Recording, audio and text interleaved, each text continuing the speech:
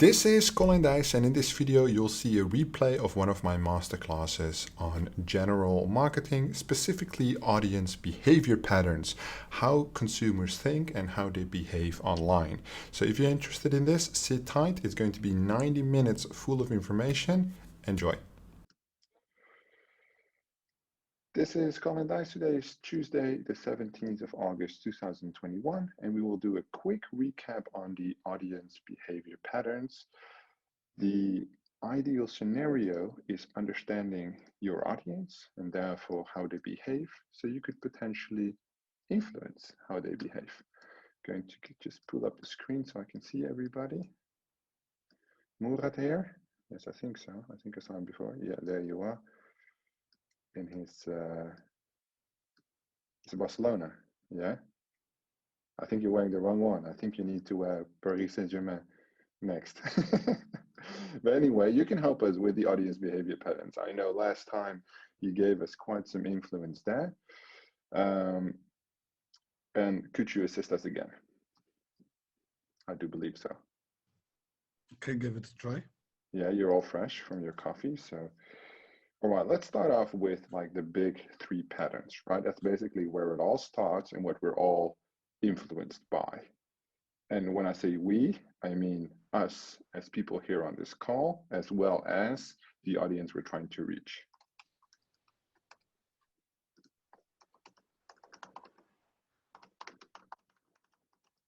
I'll just call them key indicators because I will refer back to them. Murat, what do we have? Religion. Yes, sir.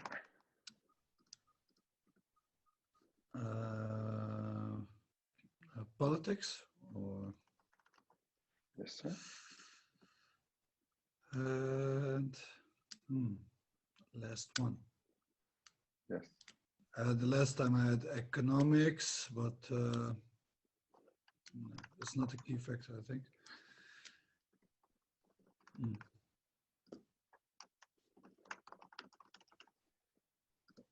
Yes. No, that's not the one we're looking for. No. I forgot about the third one.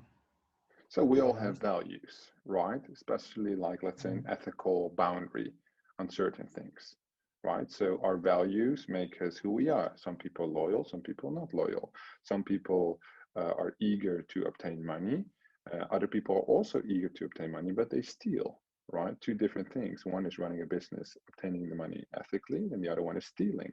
However, some people might believe that stealing is still ethical because they have no money and they have been mistreated or whatever. So those feelings, those values, what would we call them if we sum them up?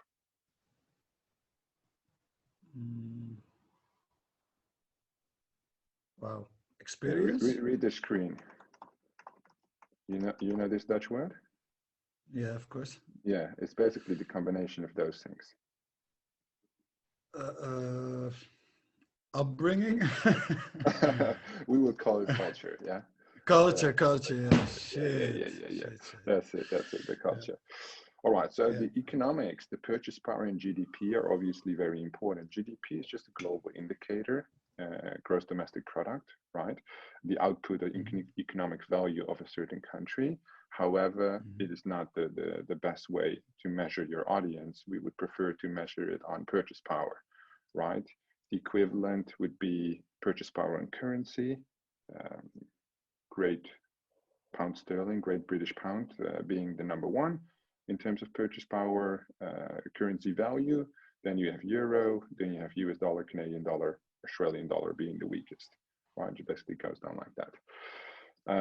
Purchase power obviously in tier one, that's why we call it tier one, being the strongest, and tier three, the lowest, mainly even considering tier four, if that would be on the map, which is not. Where basically there's literally no purchase power, which would be less than $1 a day, right? Okay, sweet. Who here doesn't have a religion? I just have a question for that specific person, which is okay. If you don't want to talk about religion, that's fine. Yeah, why? Yeah, I'll pick you. Why do you think religion as a non-religious person would be a very strong key indicator to tap into to understand the audience? Because there are certain rules in a specific religion, and you need to take those into account when when speaking to those audience. Okay, perfect. Perfect. I love how you portray it already. That's why, like, I'm not religious, you're not religious, and again, already we disagree on things, right? Because you say there are certain rules. I would prefer to call them guidelines, right, in religion, because in my opinion, who knows who wrote that book? Probably not the person you think that wrote it, my opinion, right? And therefore, I would say guidelines and not rules. Who here does have a religion? Doesn't matter which religion it is, right? Yeah, Don, let's go. So the question is, would you call them rules or guidelines of any holy book? Oh, I would say it depends. According to my religion, I would call it guidelines. Thank you, Don. I just care about winning. That's just the person I am. I just want to win. I'm sorry, wait. But guidelines it is. All right. So, Don, how do you think, do you have an example for us? How religion can motivate audience behavior patterns?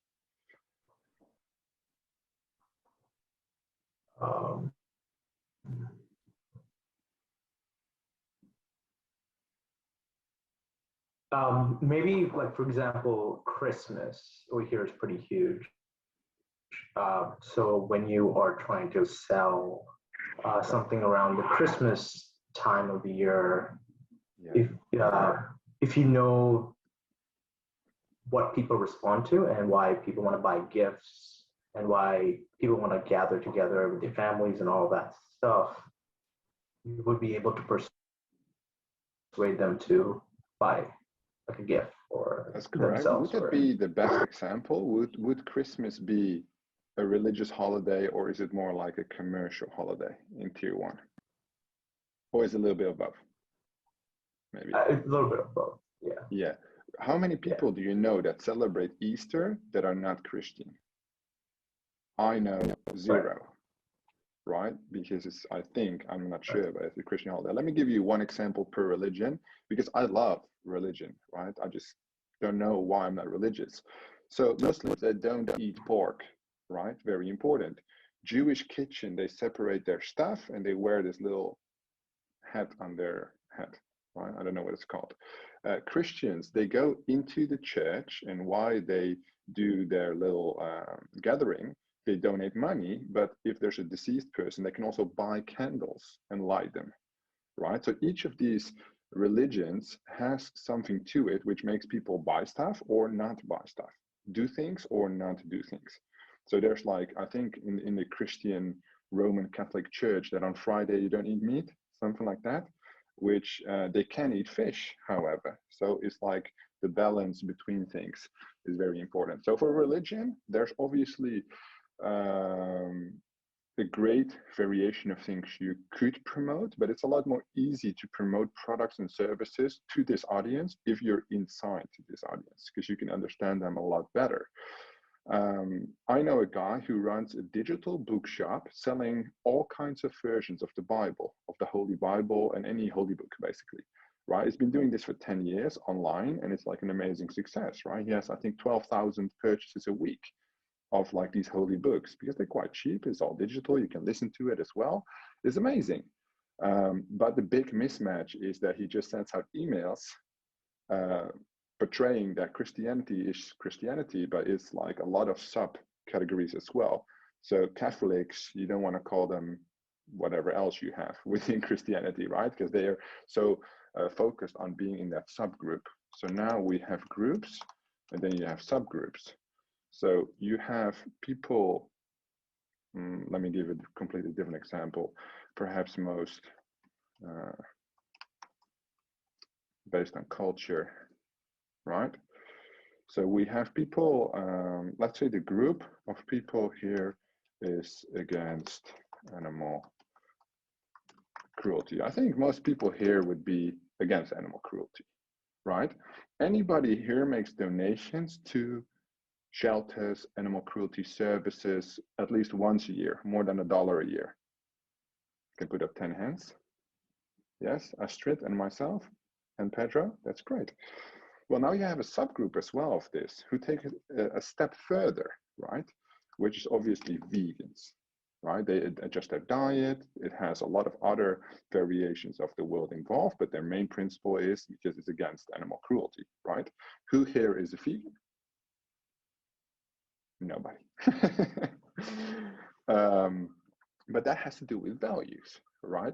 To market to vegans right now is obviously a huge market, right? Because if you look at like Beyond Burger and stuff, these burgers, they're like $2 each, you know, and compared to the net value that they obtain, these ingredients are very cheap. I mean, soy is one of the cheapest ingredients out there.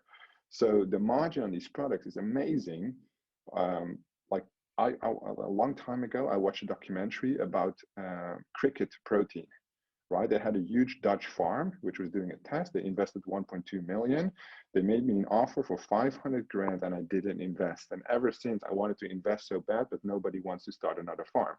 Because I think that insect protein is like very cheap and you can make a lot of money, right? People just don't want to eat the maggots and shit as is. So you have to make it into protein bars.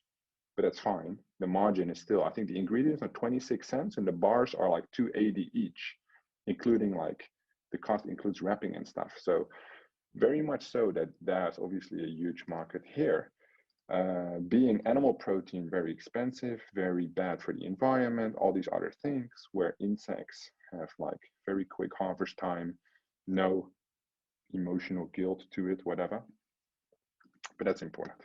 All right, now we end up with a difficult one. I'm not going to call out my US people again, as I do every week, but politics. That's obviously a tough one.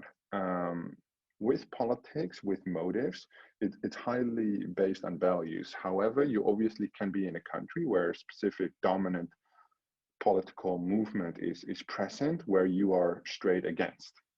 Right, so that happens. However, the majority who's in the middle will just go with the flow. Yeah, so if you have the lefties to promote, I don't know what they believe in per se, but what they like, right, to them. So now you already know on which side I am, but to promote what they like in terms of goods, services, and tools and such, you do need to understand what it is they appreciate and on the right movement as well. You know, there are different levels to these things, but let's take, for example, well, the situation in Afghanistan. I think nobody has missed this, right? It's obviously a huge debate on which country is to blame, what is happening, do we care, don't we care? It's huge news in the US, but I don't think the UK gives a fuck.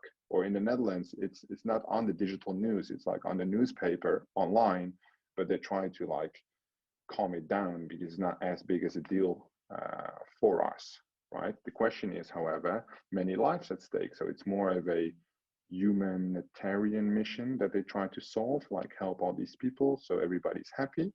And then when you talk about politics and religion, this is the life lesson for business here. Let me highlight them for you. So it's very important to understand these elements. Most of the time, you're allowed to ask a lot of questions about somebody who has a religion and you don't understand certain things. You can just ask, right? You'll become smarter this way. However, in business, never discuss religion or politics because you can never win, right? Very important question. You will always lose, right? Doesn't matter if you sound ignorant or anything else. The most upfront thing you can do if you want to understand them to become a better marketer is just ask, right? I had a Muslim guy working here, and he has 2 small kids, and he said, only during Ramadan I want to pray at the office. And I'm like, why are you never otherwise praying at the office? It's like, yeah, we don't have a room. Well, we have a huge room, which is empty, where you can put down your stuff, right? And you can pray, but it's not quiet. But then I will just install a door and then it's quiet. It's $50, you get what you want, you're happy, and then it makes me happy because that's my job, to make sure all the employees are happy. But by asking questions, you understand them, and then you can serve them. And when we say serve them as media buyers, it means advertise to them so we make money, right? It depends on the level that you're at. All right, so then culture, right? Let me turn on my AC. Culture, right? The subgroups. There are a lot of examples here with groups and subgroups. Let's do another group. Because in the equation where you are here to market products, you should be able to market any product, right? You might not want to promote any product because you do have ethical values and ethical boundaries which you do not want to cross. But if I would give you Antifa, is that what it's called? The protest group, and they have some kind of promo, you need to be able to promote this. The same thing if I give you Nazi clothing from the Second World War, sell that shit. Doesn't matter if you're a Jew or not. You should be able to market it because that's your job, right? We are not actually going to do that, but you should be able to understand each audience and make them buy because that's your job at the end of the day, right? Write amazing copy or make the cool images, whatever it is there. All right, who has an additional group for me with a subgroup that belongs to it in any level of these three, and also why they belong to one of these three? Gary?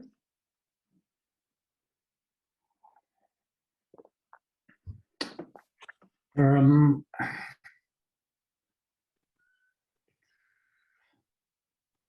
like football, Gary?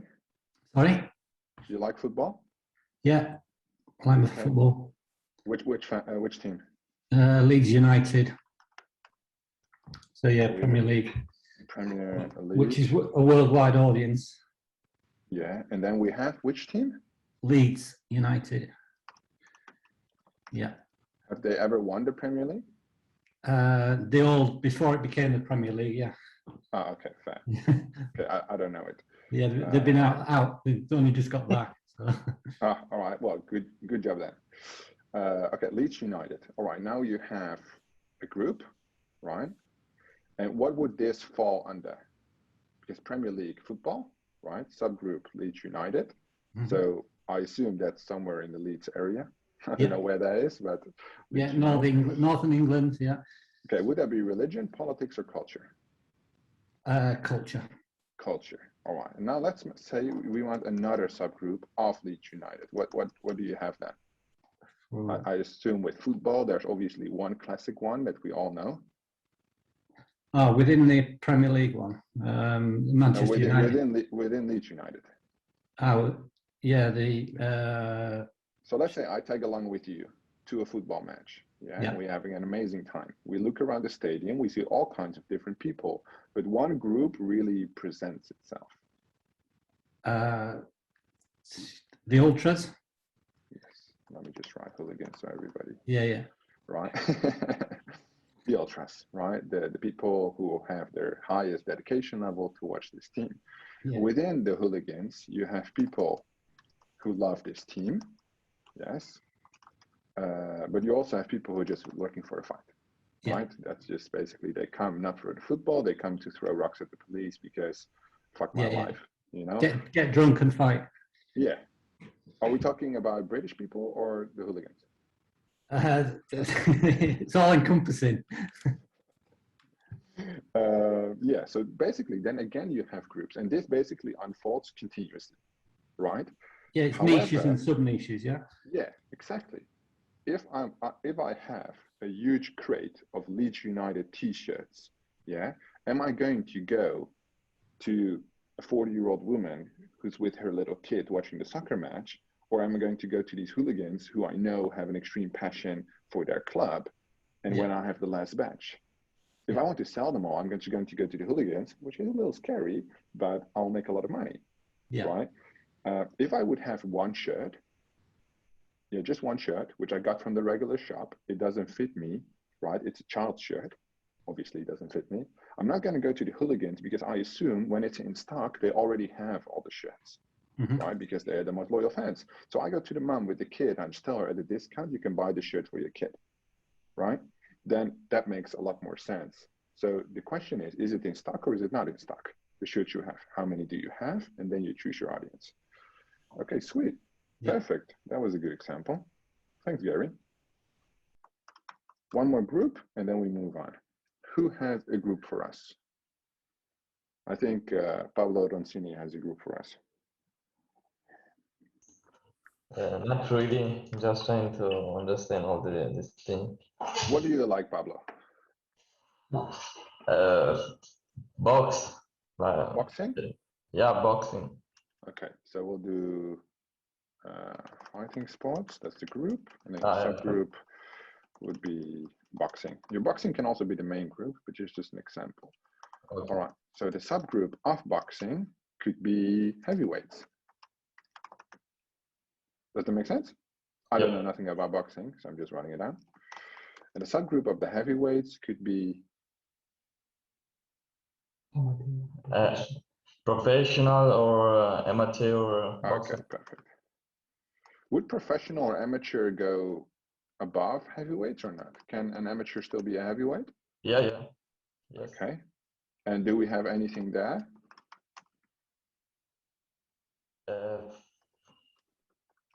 I don't know. This? I don't know if that makes sense. Could we say fighting sport lover and people who don't like fighting sport? For them, it just makes no sense, you know? Yeah, but then we would have to split it higher because now you already went into the we actual are person giving- performing the sport with the heavyweight amateur. Okay, I see a lot of hands. Let's go from some assistance. Pedro? I'm not too familiar with the boxing, but if you go for the group, it's very similar to Mr. Gary's, which is baseball, the New York Yankees. Yes. And the subgroup would be the bleacher creatures, which are fans of the Yankees. Okay, damn. Deep.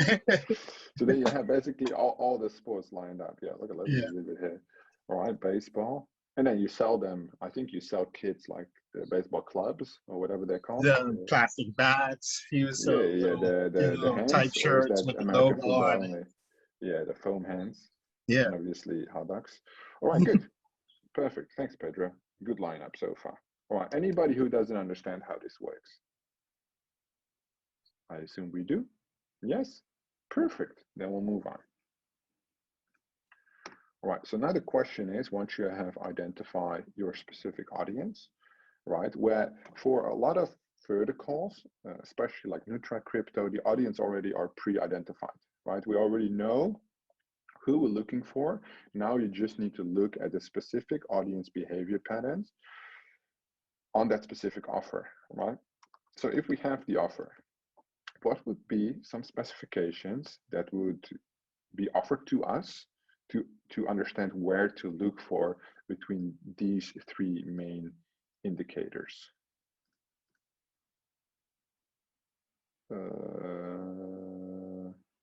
Top left, I forgot your name. I think it's Michael. Yeah, it's Michael. Yeah, it's you. Okay, perfect. Can you elaborate on this question? Yeah. So when you have an offer, yeah. So you go into the affiliate network, you grab the offer, or you have your own offer. Yes. We're then being supplied with certain information on which I'm basically looking for one metric only, which can give us this, or highly odds of getting this. Which metric am I looking for? You mean what avatar is what types of people, okay, or types of crowds will take the offer? That's what you mean. Now, what I mean is, let's say you have an affiliate network, yeah? Yes. You go into the affiliate network to grab your offer link. They provide you with a certain amount of metrics, right? Yes, About the offer. they provide the ages that goes the best, the countries that go the best for their offer, the people that come. Right, they provide all kinds of information. Now, what I want to know is there's one metric specifically we need from this list that will give us this, potentially. Which metric is that? 10 seconds. 9, 8, 7, 6. Not funny? Okay. The place of the offer, the geo. The geo, thanks. Perfect. Geo. Why the geo? Because inside a certain country, we drew these borders for a specific reason. It's basically like last week, us versus them, right? We are all together and we're the same and they're different. That's why they have different names. That's why they have sometimes different languages, but there's some overlap there. So on the geo, we say within this little imaginary border that we have drawn, which then turned out to be real, the religion, politics, and culture can vastly be different, right? However, the closer the geos are together, the more commonly they are aligned with certain religion, politics, or cultures, right? That this becomes like a flow. For example, if you start in the most tolerant country in the world, in the Netherlands, right, you have a complete mix of cultures, politics, religion. We have room for everything, right? No matter how neo-pronoun like you are, apparently you can do that here. The more you go to Eastern Europe, the less tolerant it becomes, but also the less variety you'll find. So the more to Ukraine, Belarus, Russia you go, the more centralized religion, the more centralized politics, and the more centralized culture. They have very clear things in Ukraine and Russia, which are normal and not normal, right? Mm-hmm. And there's very little in between. In the Netherlands, you can go from normal to not normal and the other way around. You can just flip it. Because what's normal for me might not be normal for Murat, but in the Netherlands, everybody just cares about themselves and nobody gives a fuck, basically, right? We just go about our day, and that's why it's great. Big variety of things. Yeah, extremely big variety, but there's a lot of mutual respect, and that's why it works, right? Now, when you select a specific geo, you need to know certain things. Michael, where are you from? I'm from Israel. From Israel? All right. Then we have obviously a not so tolerant country. No, but originally I'm from Belarus. Okay, let's change it then. Let's change it quick. Belarus. Who do we have? Shevchenko? Or who's Lukashenko. The guy? Lukashenko. I don't even want to write it, but yeah. He's the obviously a little crazy, maybe, right? That's what opposition tells about. Yeah, yeah, okay. So let's say politics-wise, he's in very much control of what is allowed and what is not allowed, right? So politics and the cultural values are portrayed by this one entity. So these two things are not separate, they are the same, right? Because apparently he can say whatever you might want to think or not, which is fine, right? We don't have an opinion on it, but it's very important that when you target people in Belarus, that you better follow the guidelines of the overall accepted principle than you go in the opposite direction, because that might not end well, right? So the rules with advertising are quite simple. Yeah, in certain countries, there are certain rules. You follow these rules, everything will be great. You don't follow these rules, I don't want to say bad things happen, but probably in Belarus, bad things happen, right? If you would be in Belarus. Yes, they can take down the plane without Yeah, they take down the plane, they do some other stuff. But that country does whatever it does. Now, if you then have Israel, right, which again has very unique values, compared to, for example, Honduras, which is on the other side of the world, but has an extreme amount of very unique problems, more so, maybe not values, but problems that they're dealing with. In each of these countries, I don't think Belarus has any affiliate offers at the moment because of the intense situation, but these two countries have enough affiliate offers to be promoted to them, right? So although, especially this country is basically one big mess, and it has been for the last 5 years, there is still an opportunity there. You just have to identify within that audience these three things, sum them up, and find the people who have the money, which is easier said than done, right? The geo will be very important to identify other metrics. Let's go to a different country. Thanks, Michael. Let's go to Willie. To the other side of the world we go. Indonesia. Indonesia. Okay, biggest Muslim country in the world. right? Yes. Why do I know so many things? I'm like what's it called? And like a library. I want to talk the book encyclopedia. Is that what it's called? Number one Muslim country in the world. What else do you have? You have Bali, Java, like separate islands, right? And these islands, they differ from one another. Right? Yes. Right. The main speech is Bahasa Indonesia or not? Right. Yeah. Why do I know so many things? Look at my eyes, because I'm 1/4 Indonesian. That's why I picked it. Okay, what else? Please tell us about something about Indonesia that nobody knows unless you live there. I think besides the biggest Muslim country in the world, part of East Indonesia have Christian majority. Okay. So like where's Papua, that Sulawesi.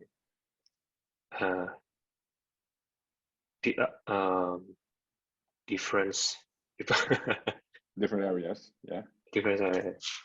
Okay, but this is basically these three characteristics would sum up Indonesia well, yeah? Yes. Okay, perfect. Well, one thing that we can, thanks Willie, one thing that we can obviously notice that if the country is split up in islands, and which country other than Indonesia has clear islands, not that many, then you can understand from a logistical point of view that the delivery of goods is not as quick as you might hope. Okay, let's just go down. US, we have Brazil, we have Brazil again, we have Jesus. Where are you from? Also US? I live in the US. I was born and raised in Germany. US, oh, hang on. Also US. Okay, thanks. But Jesus? You hear Yeah, me or not? I'm from Venezuela. Yeah, I was mute. Okay. Yeah, but I'm in Canada. Canada. All right, sweet. And then we have Netherlands, and then we have the UK. All right. We'll start with you, Jesus, from Canada. If I order a parcel today, let's say right now, 5 p.m., when can I expect it? Online. Pay for it online. I think with Amazon, if you get it from Amazon, you can get it like maybe in a couple days. Okay, so let's say 2 to 3 days. Yeah. And how much is the shipping, or is it free? If you are with with Amazon, you are with them. I think that it's included, so you can get faster. But you need delivery. a membership, yeah. Yeah, you need a membership. Okay, but let's say like we don't have a $9 membership. a month, something like that. So it will be like maybe 4 or 5 days. Oh, 4 or 5 days, holy shit. Okay, and it's free still. Yeah. Okay, that's good. Free shipping. Thanks. Let's go to Astrid for the US. What do we have? Let's say we don't have any subscription or nothing like that. How long will it take to get a parcel to our door? You can usually get it next day, second day, or 4 to 5 days. It all depends on how much you want to pay. Well, we don't want to pay nothing. Want to pay nothing, then 4 to 8 days. Depending on where from the country it comes. If it comes from the West Coast to the East Coast, it can take longer. Perfect, because that's the exact topic I want to address. But thanks, Astrid, that's good. Let's move to Brazil. Samantha, what do we have? Can you even order anything online? No, I'm kidding. Yeah, actually I can. For free shipping, it's like 2 weeks. Okay. Yeah. Fair enough. That's fine. Okay, perfect. Thanks, Samantha. Ross from the UK. What do we got? For shipping. Yeah, for shipping, yeah. Can you hear me? Yeah. Oh, yeah. Yeah, so if it's Amazon Prime, we can No, it's not Amazon Prime. It's just whatever shop that we purchase from is free shipping. Looking at stuff today.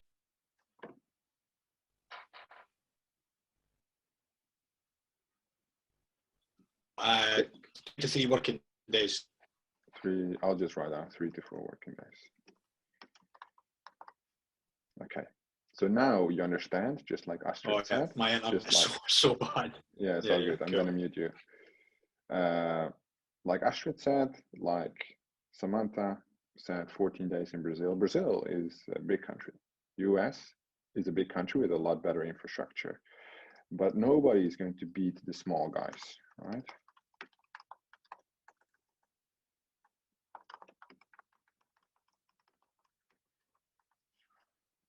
That's just how it is. That's how great it is to live in a small country, right? So if I order Bol.com, Coolblue, all the big digital stores, and obviously it's lies, right? Because they always say that the warehouse is so busy, it's going to have half a day delay or 1 day delay. In the Netherlands, the package guys, they're paid per parcel they deliver.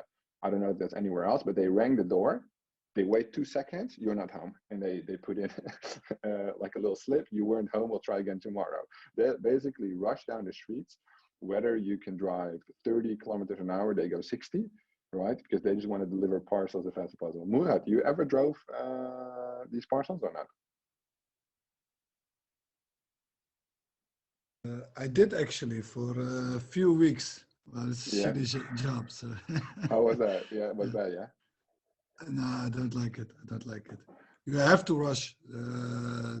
They have a time limit, so you're on a schedule. So no, it's nothing for me. It's got to be quick. Yeah, fair enough. Even in the office, so we're on the highest floor, and the package guys, they don't come up. They just put it at the front door, and they just send us a text message. Package has been delivered, and then you just need to pick it up downstairs yourself, which is fine. But yeah, that's how they go. So something like this is very important to consider. Let's lay it back to the actual audience behaviors and the campaigns, right? Because that's the biggest question. So when we look, for example, about cash on delivery, right?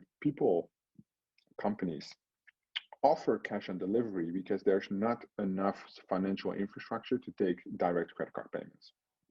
There is not enough online purchase behavior, credibility, and trust to make direct purchases without human interference confirming the purchase on the phone. When you would apply COD in, let's say, Netherlands, it is not possible because we cannot function that model. It's been declined since, I think, 2018. So we haven't done that model for 3 years because it's just too old school for us with the high demands we have. If I check out online and they don't give me free shipping, I will go somewhere else where they will, because there's like 10 shops with all the same products and the same pricing, right? Now, let's say you go to the Asia Pacific region, you go to the European region, the Eastern European, there's a lot of cash on delivery here because usually the infrastructure of the country is not that good, right? And if the infrastructure of the country is not that good, then there might be delays with packages, there might be the highest amount of cash payments, right? Who here still pays with cash money? Like bills? Yes? 1, 2, 3, 4. I can't even remember the last time I had cash on me. It's crazy. I do have cash here in my little, what's it called, safe. But we don't have like actual amounts of cash money to pay. There's a lot of stores in Amsterdam which just have a sign, no cash accepted here, and they only take card payments, which is probably like 40% of the stores nowadays, right?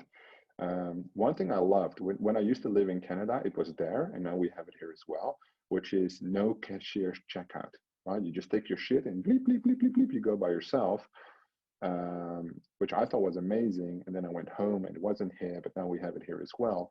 And that's basically making people more and more impatient, right? So if you go as a person now to a grocery store in a different country and there's a line of 20 people, we, as in Dutch people, are used to being the fourth person in line, get your groceries for free, right? That's like a slogan of one grocery store because they're always fast as fuck with everything. You never have to wait. But in this example, then you would wait and then you get mad while there's normal service for that country, right? All right, sweet. Let's move on. Any questions so far? No? All clear? We're already halfway through. So we're still fresh, still sharp. Okay. let's hammer down on the values. That's very important. To understand basically how people think, yes, you would have to get a certain idea of what their values are. Values could be handed over by your parents most often, right? Or could be picked up along the way, right? Some people have very weird values where you're like, that's interesting. But let's make a little sum up of certain values people have, and let's not try to be judgmental, although I'm a very judgmental person, and see what we have on this call, right? Some general values, right? Let me start with some values. My value would be, if you buy a dog, you don't leave it at home for 8 hours a day while you work, right? If you want to do that, you better buy a cat.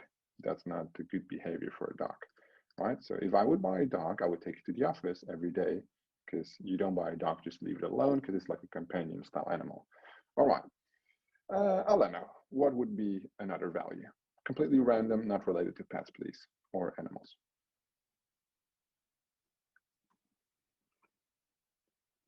Mr. Oliveira. You're looking quite mad today. You're looking at the camera like you cannot hear me. No, he can't hear us. Oh, he's awakened. No, he's not. Let's move to somebody else. Mr. Sun. I'll text him.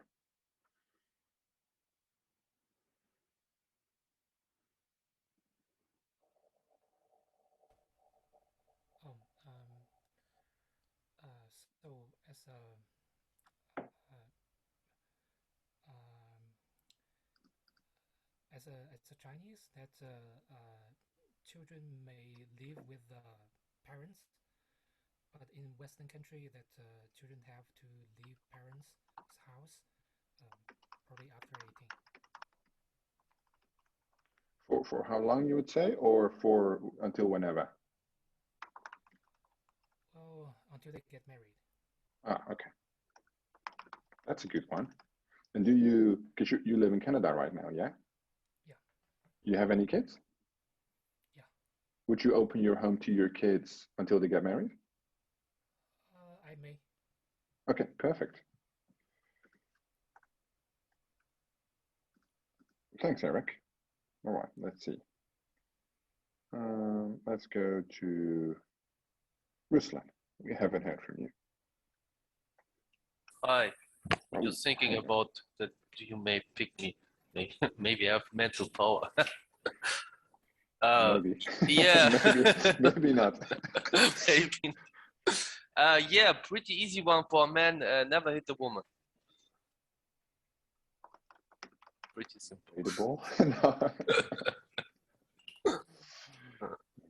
But what if she beats you first? And you know, no. Anyway, don't hit woman. Like just man. pull Is that you down. What again? Hit like a man, receive like a man? Yes. Okay, but never hit a woman first. Yeah. Okay. Never first, just. Okay, fair enough. That's a good one. That's a good one. That's like a strong moral value. Yeah. Right. All right. Don, what do you have for us?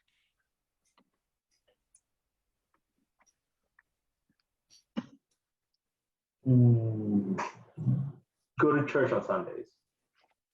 Oh, that's a good one. Perfect. Thanks, Don. Pedro?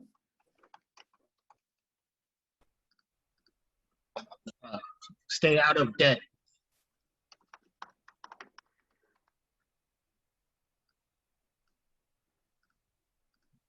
We'll get back to this one later. Yeah. Thanks, Pedro. Astrid?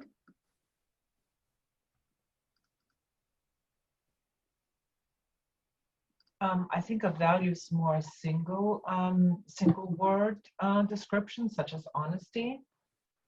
Okay. Could you relate honesty back to something that would be a more practical thing?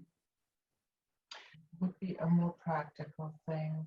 So if I make a commitment to you to do something, and then I will hold up to my word.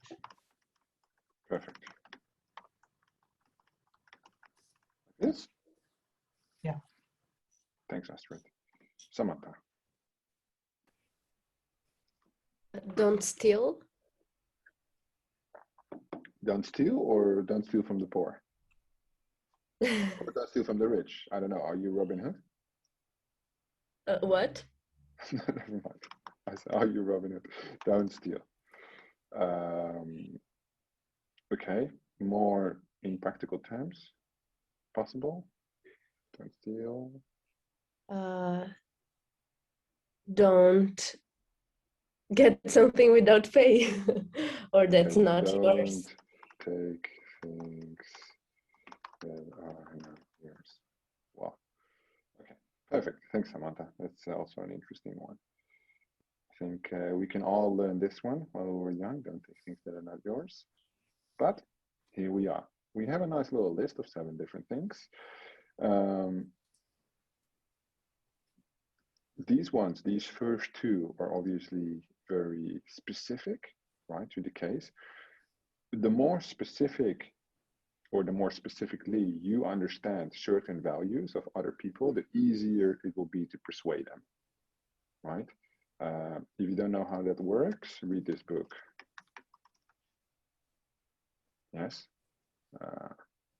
I don't think this is available in every country, because in some countries it is banned.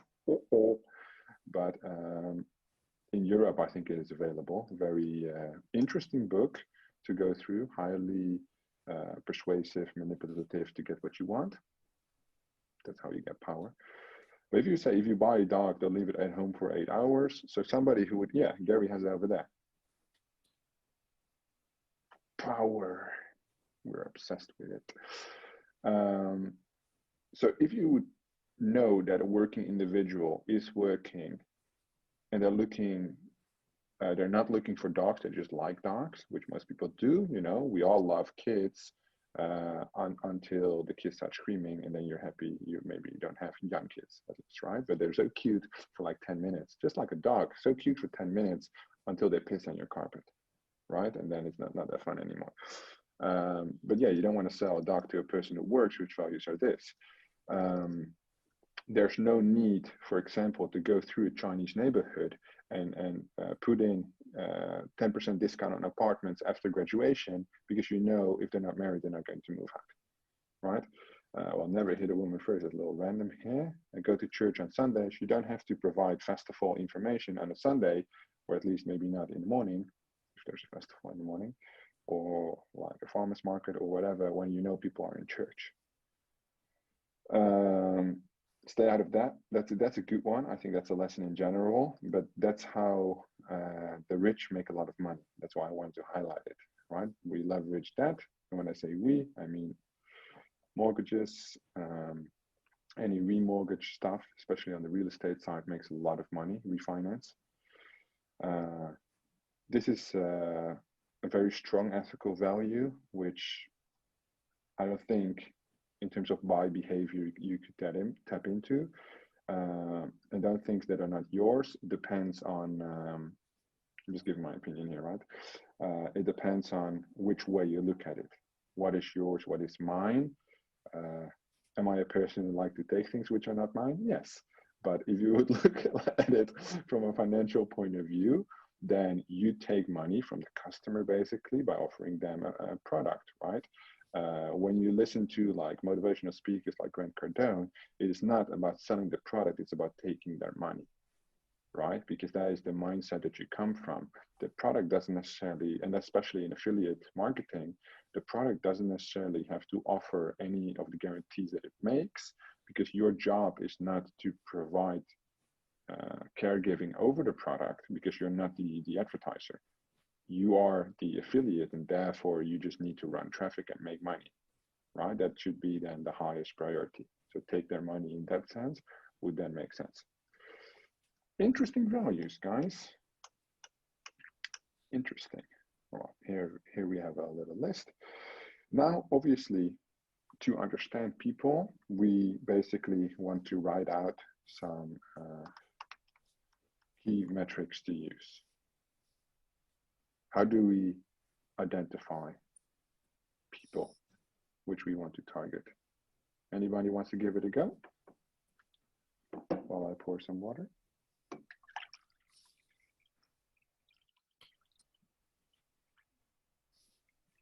I'll be patient.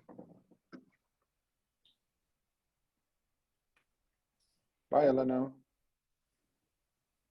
See you soon. Let's go to Willie.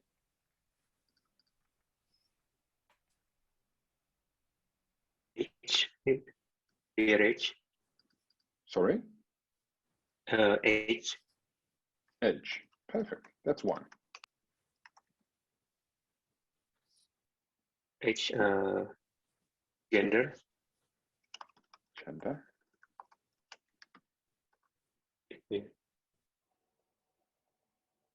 Race. Race.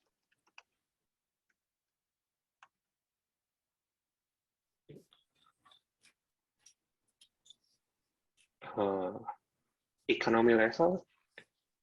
Sorry, economic? Level. I mean, they are. One more time, economic what? Level. I mean, is there rich, a middle, or low? Did you say economic cycle? No, level. Oh, economic level. All right. Would we say purchase power? Is that what you mean? Yes, yeah. Okay. What else do we have? Chemistry. I think you did really well so far already. Because in advertising, we call this different.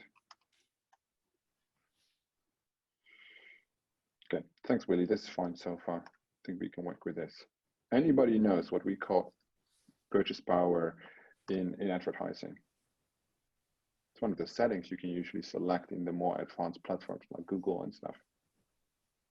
Who's the real MVP of today? Who knows this?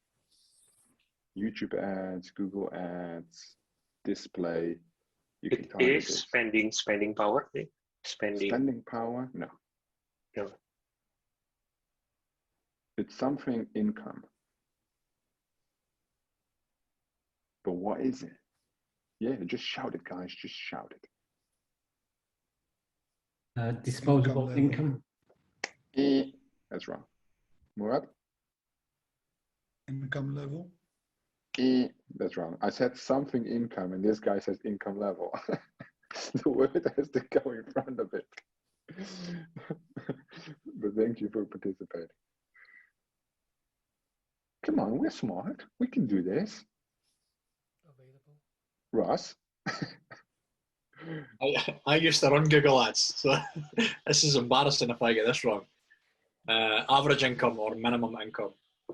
Nope. Okay, so what's important is how is the income measured? That's first what you have to understand. And again, we go back here, right? How do we? Yeah, okay, go ahead. What is it then? Annual income. No, that's not correct. Is it okay? Household income. Done. One more time. Household income. Thank you, Don. Well, you're so smart today. Damn, so smart. That's why we all have to go to church on Sundays. We all become smart. No, household income. Very nice. Very sharp. That's good. Yeah, because the thing is, some people, they are measured with their spouse and some people are not. So we take the household income there. So these 4 levels, and basically, this is the endless debate, right? I got a survey from, I think it was from Facebook. They're pretty woke over there. What my opinion would be on pronouns and neo-pronouns in the targeting. So to basically remove gender options within the reporting. Well, obviously I took my time because this is my favorite topic to be debating on.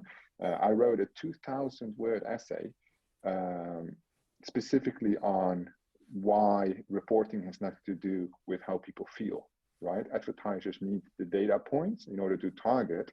We could call them, black or white, Coca-Cola or Pepsi, Xbox or PlayStation, it doesn't matter. As long as we know 1 and 2 are the metrics that we need to follow, then whatever they are displayed in terms of words, we can follow. Yes. So the interesting part is race. Some platforms, they show race and some don't, but it has nothing to do with racism, right? Specifically, when we target to make money and not necessarily to exclude people who are not allowed to buy our products. If you would ask a specific advertiser, would you mind if a certain audience group buys your product, let's say Caucasian people, they will most often say no, as long as it makes me money, it doesn't matter who buys the product, right? Especially in then the reporting, these metrics need to show, right? And one of the very interesting ones, this is a question from last week, which I'm going to ask, is where do the most conversions happen on the household income level, which goes like this.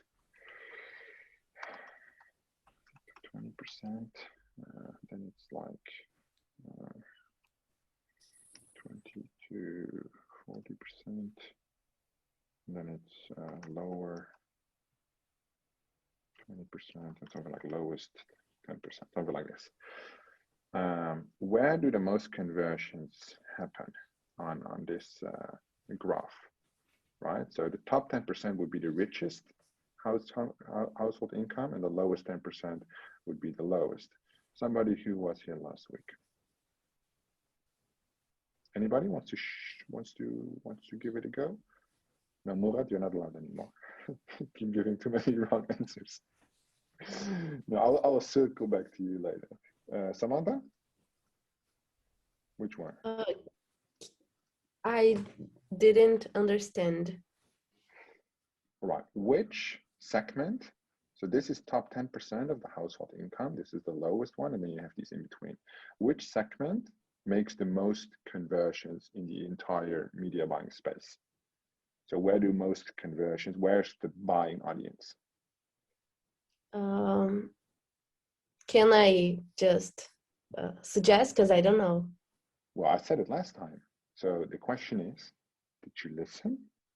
No, not listen? I didn't pay attention. Okay, well, guess then. Lower 12? 20? 20, sorry. Yeah. Yeah, or 20 to 40. I don't know. Or no, we can only pick one. So 20 to 40. 20 to 40, all right. Well, let's see if you were right. Murat. Thanks, Samantha. Please enlighten us. Lower 20?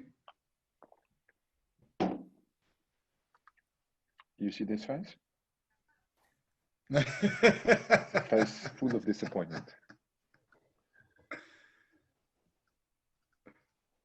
Yeah, I thought not the lowest, because they are maybe too poor.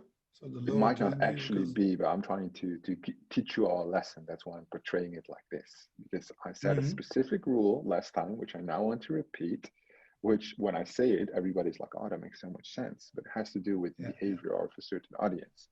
But we'll go to YY. He's been very quiet, playing with his cat. Yeah. Oh, you noticed that. Yeah. I see everything, guys. I think, well, I'll go with the lowest 10%. Yeah. Why? Because I just put the marker there by accident? Yeah, which is correct, but then please explain it to me.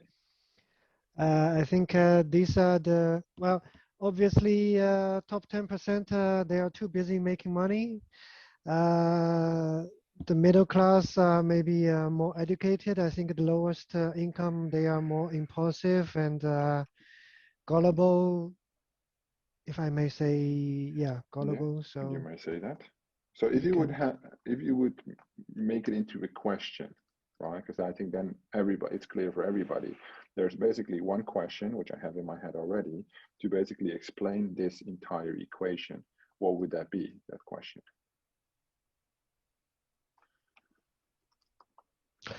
Why are these people in the lowest 10%? To start with, yeah. Yeah,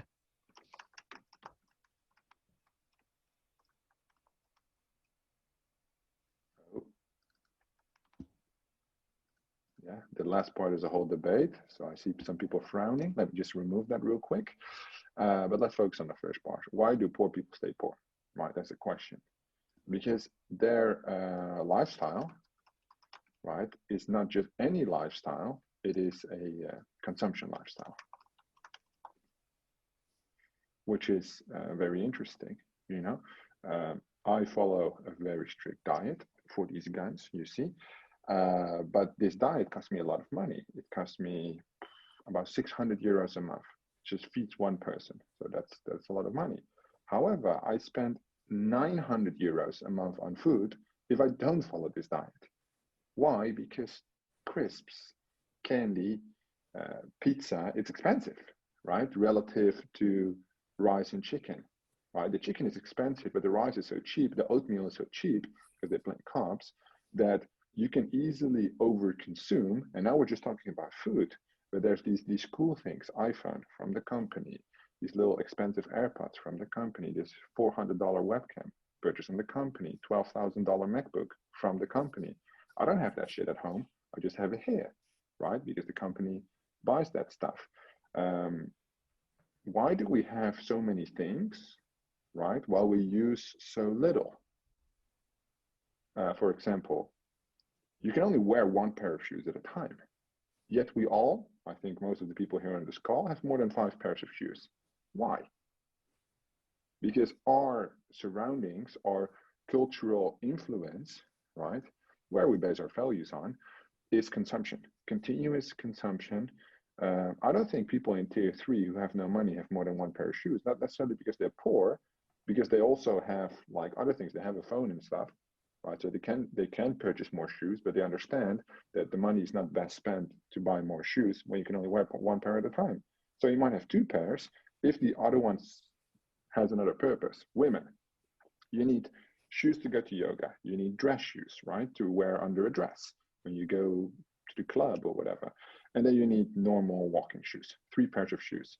But then you have 30 though, right? Which is maybe a little bit over the top. But then again, the consumption. There's no wrong way on consumption, but the best way for us is that, let me say it correctly, we, as in consumers, buy stuff we cannot afford to impress people we don't like with goods we don't want, right? Something like this, where we have a continuous motivation to show off certain things, right? I got a message from one of my close friends. So yesterday I wanted to flex with some of my crypto gains that I've been making lately. So I sent a text message to one of my business advisors saying, like, look at how much money I made. And she sent me back just this. She didn't even congratulate me, right? And that doesn't hurt specifically, but my motivation to be happy about this money was gone, right? Because the elaboration came later, you know. So I made 75 grand, which is a lot of money, you know. I cannot even write 75K. Yes, and I was very happy. And then she said, we just made 5.6 million with the business trade we did. But hey, you know, I didn't have the feeling to talk about that because that's like our money. So we just got to keep it on the low. And that's basically the difference. Well, it's great. Look at all these luxury brands. Like we have the champagne, we have I don't even know how to write it. Okay, we have all these cool brands, right? All these fashion brands, but the people wearing them are in the lowest 10% quartile, right? Which is extremely interesting. when you look at yourself right now, and it doesn't matter if you want to wear Balenciaga, wear it, right? Somebody has to buy it. Otherwise, these companies would go bankrupt. But look at yourself. Look at the shirt you have on, right? How much would that cost? If it would cost more than $100, you would have to ask yourself, is that money well spent? And we can say, oh, the fabric, this and that, yada, yada. Doesn't really matter. You know, we all have expensive things and you're allowed to buy with your money whatever you want to buy. But the constant consummation, right? The consumption lifestyle makes it so easy to sell people, right? Which is they're in a constant behavior of acquiring new things, and not specifically experiences. They are looking to acquire objects, right? Materialistic things, which makes them weak and which makes you powerful as an advertiser for them to buy your shit, which is great. And that's how these brands make so much money. They, I don't want to say guilt trip them into buying it, but unconsciously, indirectly, they do, which there holds their power, right? These brands are nothing if nobody buys anything from them. These brands are nothing if the logos have to be removed from their products, right? Because I think a Louis Vuitton bag,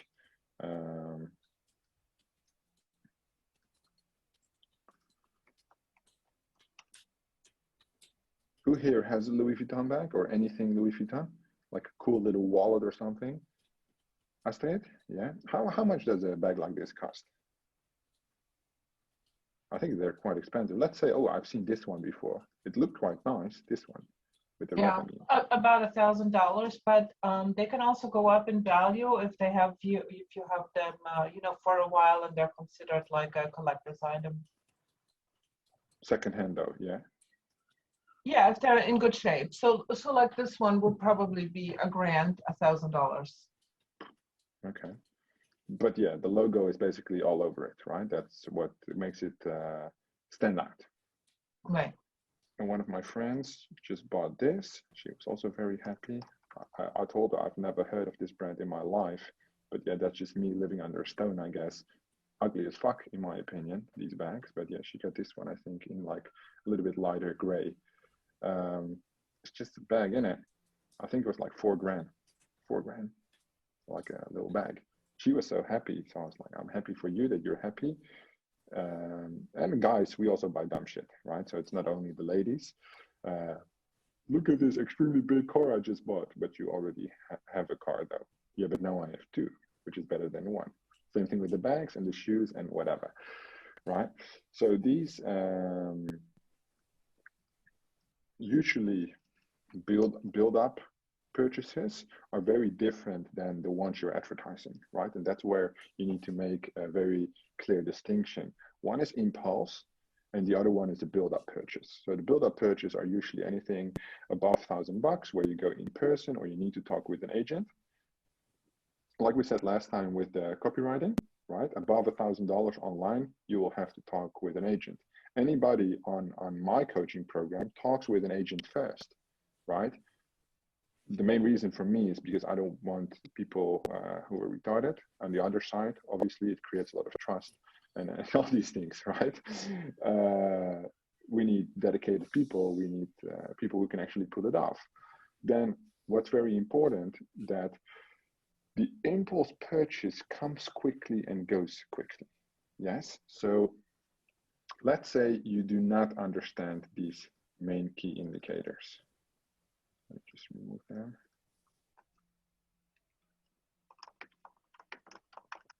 So you're promoting something and you cannot match them. I'm looking for a very specific term that I use a lot. You should know by now.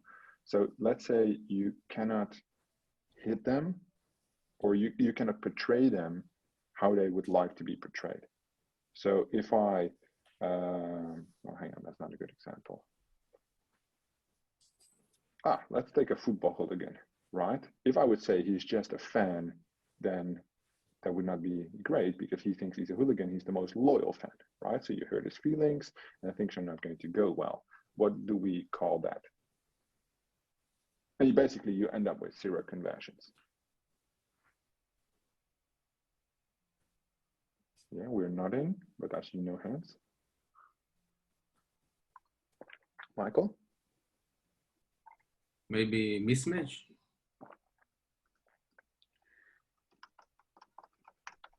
Perfect, but I need another word in front of this. Not a fit. Notific? Not a good fit. Not a good fit, mismatch. No. Okay. But the mismatch is good, so you have at least one part. That's good. Anybody wants to fill in the first word? It's funny that I've said these terms, like most of you have been here since the start, which is 90% of this call. I've said this word over 100 times, right? So you've heard it many, many, many times, yet it just doesn't stick. I will highlight all the keywords at the end so you can save it in your brain. Done? You had it correct last time. Please help us again. Is it audience, Mr.? It is audience. Look at him shine today. Why are you not confident and be like, man, it's audience? It is audience. But you get -1 point for not being confident. Yeah, very good, guys. Audience mismatch. So basically on this part, you understand who to target. You're just not saying the right words. And I think most men here can all agree that we often do not say the right words. We say one thing and we mean something else and then fight, right? Or at least people, I'll leave it in the middle, people become mad for no reason, as why we think for no reason, but then the information is perceived differently. So there you have a clear audience mismatch. In terms of religion, offering pork to a Muslim, why it's not going to work. Starting halal fried chicken, right, which then gets a lot of traction because you perfectly match the need of the audience. We want KFC, but it's not halal, with the solution that you have. Problem, solution, money, right? Where you have politics, things become very interesting. So back in 2018, I ran a print-on-demand store, right? So it's like T-shirts that get printed in the US, and I ran far-right patriotism, right? Why? Because people are obsessed with showing off what they think. So I sold all kinds of American flag T-shirts, and it went like crazy, right? That would be tapping into politics. You do not want to give your opinion on politics or get involved in politics or talk about people in politics, because that's how you ruin things. You just want to basically brighten up the feeling they already have and stroking their ego by making them buy your shit. Yes? And then on the cultural values, that's the most difficult part, because most of the time, if you have certain values of your own, you would have to be extremely open-minded to understand other people's values as they are and not be in a position to critique them, right? So the difference between accepting values how they are is the difference between argumentation and a discussion, right? And a discussion, you would want to win with your arguments and convince your point of view to the other person. And with an argumentation, you can still say, agree to disagree. These are my points, these are your points. The best way to do this, or if you want to practice it, is to have an argumentation with somebody with a completely different view, and then point back their information after about 5 minutes. So just repeat back whatever they said. Then you'll see if you can hold your argument and somebody else's argument at the same time. Most likely you cannot, and you have to reduce it to 1 minute, right? Because then you can perfectly understand what somebody is saying, perfectly understand what you're trying to say, and still agree to disagree. Make sense?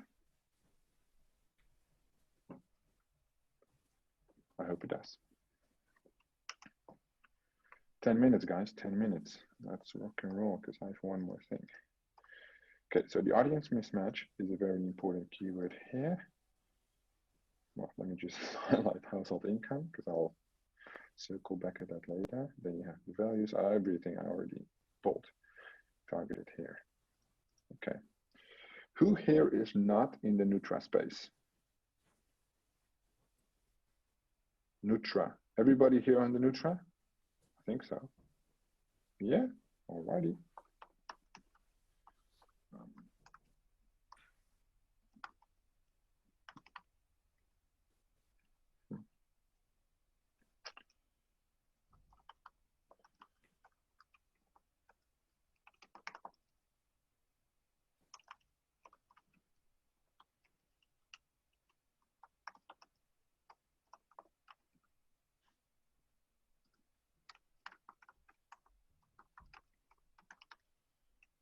Okay, who here does go to the gym and knows what BCAAs are?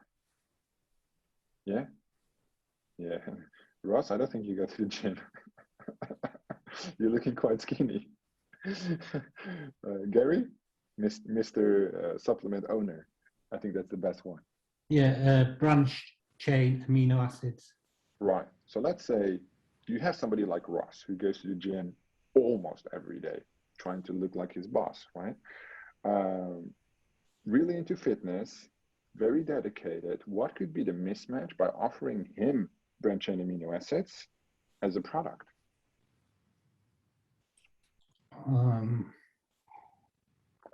You would have like to have some knowledge about the actual product. Maybe you don't, but that's fine. Yeah, I know the product. But would he understand the product? Yeah, he does understand the product. So he knows everything you need to know about BCAAs, but yet you offer him BCAAs and he doesn't want it. Why? Where is the specific mismatch? He's not a supplement buyer? Yeah, he is a supplement buyer. This guy, look what he's drinking. It's like liquid steroids. He just buys everything that he can, right? In that case, I'm not sure. You have an idea? Yeah, the thing is because he's educated, he knows BCA pretty well, and what advertisers like to do, they like to promise some BS. So let's say if you say, drink this BCA and in 2 weeks you're like Arnold Schwarzenegger, he don't like it because he understands this is not real. So you try to sell him stupid things. That's what I would say. Because he's educated, he's smart, and if you promise him stupid things, it makes no sense.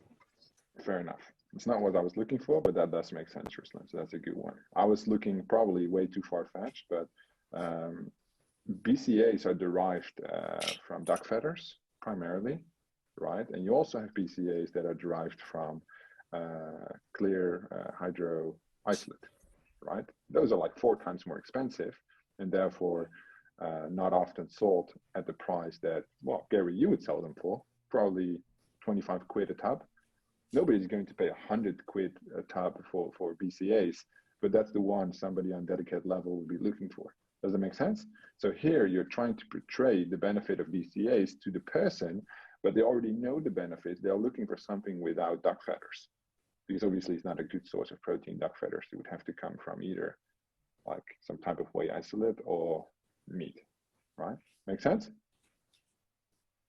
Okay, let me give you an easier example. Let's stick with this niche, yeah? Okay, so who doesn't know what whey protein is? Especially protein shakes that people like Ross drink to want to be big as me, right? Let's say he's on a dedicated level. What kind would you offer him, Gary?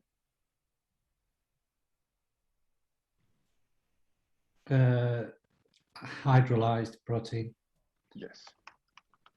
So hydrolyzed would be one, the most expensive, but that's fine because he's dedicated, so he'll be able to pay up. So Gary has the highest margin and it's referred to as the highest quality whey protein, right? What would be the 2 lower levels that you could potentially offer him? Just the basic whey, the 80% stuff. Yeah, so we have isolate. Concentrate, right? And it goes like basically with. So if you would mismatch him, you would offer him the wrong type of product, right? Okay, classic one. People, thanks Gary, that was great. So we'll be in sports vertical, football. Any of my US people like football? No? No? Let me see, who do we have? Any from my Canadian people like football? Jesus, you like football? I can watch it, yes, but I'm a baseball guy. Baseball? Let's talk about football. Yeah. If you would sell somebody who loves football, let's say the main product, what would you sell them? let's say I have a son who wants to practice football. Yeah, what would you give them?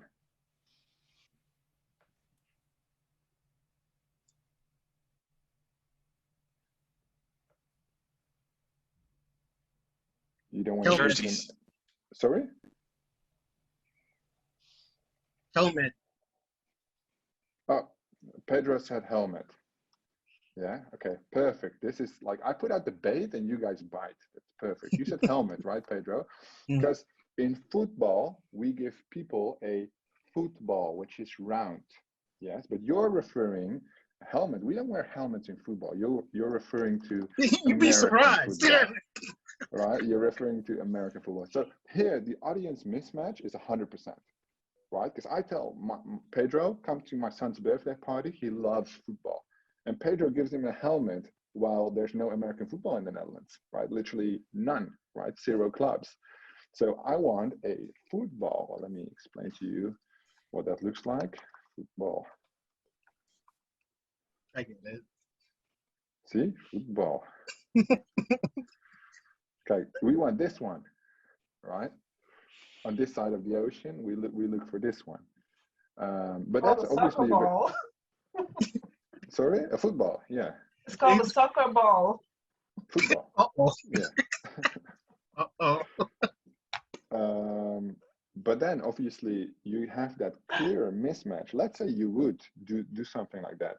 There's this video of this German grandpa who just misunderstands what's being said, right? So he gives like a PC file gift, right? Like a book shape, and the kid is looking for Minecraft as a game, and he gives him a copy of Mein Kampf from Adolf Hitler, the book, and then the dad says like, "Grandpa, what did you give the kid?" He said, "Yeah, he wanted Mein Kampf."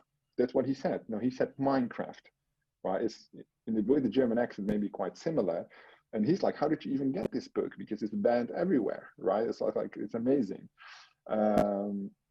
But that, again, the clear mismatch here, he just probably misunderstood, but he didn't go out of his way to get his grandson a book, which is highly illegal in Germany, which was quite funny. So these mismatches, and you see it often, right? It's not that uncommon that we do not understand the audience properly, right? We make a whole bunch of assumptions about how people feel, what they think, which are based on nothing, which then you would have to ask yourself once, twice, Mr. Sun, yes, if people drinking from large water bottles are actually thirsty, or does it relate back to diabetes, right? That's the big question. That's what I thought about just now. What we think, is that the truth, or is that what we perceive as the truth? Yes, very deep today, very deep. But it will be a very crucial aspect in your effort to trying to persuade the audience. Because if you fail at this, then at the end of the day, you don't have to wonder why you get 0 conversions. It is because you do not understand the audience properly, or you haven't done any effort in trying to reach them. All right, I'm done talking. Anybody has any questions? No questions? Yeah. Must mean I did a good job, eh? Properly. No questions? All right, let's see what we're going to do on Thursday. We are going to go into data-driven decisions, something completely different. All right, so then we'll pull up tracker data and go through each of the variables again, the complete analysis. So last 3 times we did everything related to the prep of creatives, the understanding of the audience today, and then we'll take a deep dive into the actual campaigns, which is obviously great. Thank you guys for being here once more. I hope to see you guys all on Thursday, same time. Have a great rest of your day.